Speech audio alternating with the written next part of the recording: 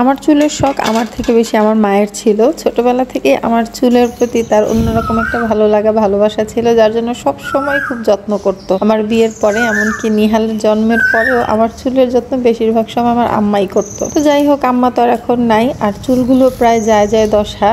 সেই হাঁটু সমান চুল এখন কোমর সমান হয়ে গেছে, কাটতে কাটতে পাতলা হতে হতে একেবারেই মাথা পুরা টাকরা। ভাবলাম ইউটিউব ঘেটে অনেক কিছু দেখে একটা তেল বানানো যাক।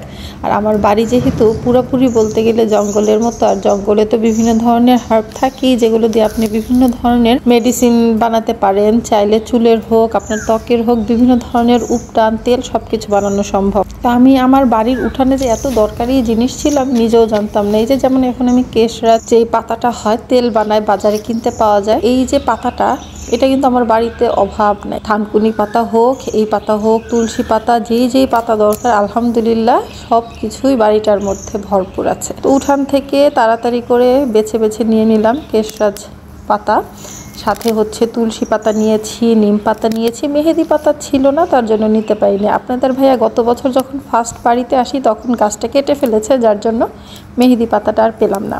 তো এখানে বিভিন্ন ধরনের পাতার মধ্যে যা যা বললাম সবই আছে। তো এর সাথে হচ্ছে আমি কি মিক্স করে একটা তেল বানাবো সেটা আপনাদের সাথে আজকে শেয়ার করব। তো আজকের ভিডিওটা স্পেশালি থাকছে আমার হোমমেড তেলের উপরে। এর আগেও আমি হালকা পাতলা একটুখানি বানিয়েছিলাম, সেটা খুব ভালো উপকার পেয়েছি, যার জন্য ভাবলাম একেবারে রেডি হয়ে যত কিছু লাগে সব দিয়ে বানাবো। আর আজকের তেলটাই কিন্তু 15টা আইটেম ছিল। তো এর মধ্যে আমলকি ছিল, আমলকিও আমাদের নিজেদের গাছের, লবঙ্গ ছিল, রিঠা ছিল।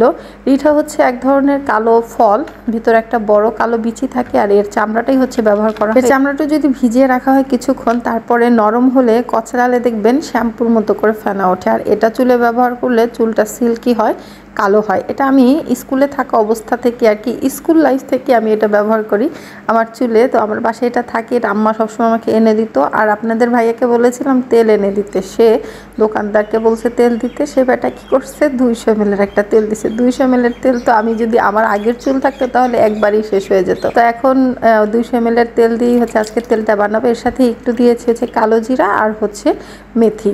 তো এই সব উপকরণ, রসুনও দিয়েছি, পেঁয়াজ দিয়েছি, অনেক কিছুই না বলতে ভুলে যাই। তো আপনারা ছবিতে ভিডিওতে দেখে নেন, দারচিনি ছিল, তেজপাতা ছিল, এরকম 15টা আইটেম দিয়ে আমি আমার আজকের তেলটা বানিয়েছি। আর এই তেলটার এত সুন্দর একটা ঘ্রাণ হয়েছে কি বলবো, আপনারা যখন বানাবেন তখন নিজেরাই বুঝতে পারবেন যে কত সুন্দর একটা ঘ্রাণ আসে। আর এই তেলটা আপনার চুলের জন্য কিন্তু খুবই উপকারী, যেহেতু এখানে পেঁয়াজ, রসুন, বিভিন্ন ধরনের পাতা, তারপরে হচ্ছে আমলকি সবই আছে। তো বিভিন্ন উপাদানের কিন্তু আলাদা আলাদা গুণ আছে, সেই সবগুলো গুণই কিন্তু আপনার চুলের জন্য দরকার, চুলের ত্বকের জন্য মানে স্ক্যাল্পের জন্য দরকার। এভাবে ঘরে তেল বানিয়ে নিলে আমার মনে হয় না বাজার থেকে আর কিনে আপনাদের তেল ব্যবহার করতে ইচ্ছা করবে। তো আমরা তো অনলাইনেও অনেক তেল কিনি, তো এমন করেই কিন্তু সাধারণত বানাই। আর এদিকে আপনাদের ভাইয়া গাছ থেকে বের পড়েছিল, সেগুলো ঘরে নিয়ে আসলো, আজকের ইফতারে নাকি সে সেগুলো খাবে। আজকের মতো ভিডিওটা এখানেই শেষ করে দিচ্ছি। খোদা হাফেজ।